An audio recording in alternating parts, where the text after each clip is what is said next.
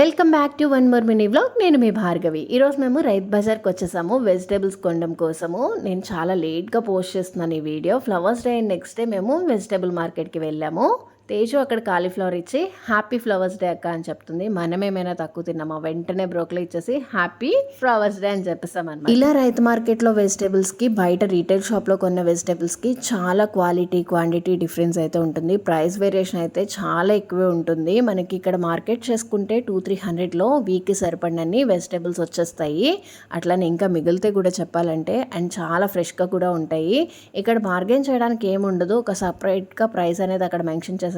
ఆ ప్రైస్ని బట్టే మనకి వెజిటేబుల్స్ అనేవి పర్చేస్ చేసేసుకోవచ్చు. అంటే స్వీట్ కార్న్స్ లాంటివి అయితే ఒకటి ఎక్స్ట్రా కూడా అడిగి తీసుకోవచ్చు. మన బార్గెన్ స్కిల్స్ని బట్టి అది ఆధారపడి ఉంటుంది. నాకైతే వెజిటేబుల్స్ అస్సలు గ్రేడియంట్ చేయడం రాదు. ఎప్పుడు తేజు మీద బిట్టు మీద డిపెండ్ అయిపోయి బతుకుతాను. మీకు కూడా నాకులాగా వెజిటేబుల్స్ సెలెక్ట్ చేయడం రాకపోతే కింద కామెంట్ సెక్షన్లో కామెంట్ చేయండి. Please do subscribe. Thanks for watching.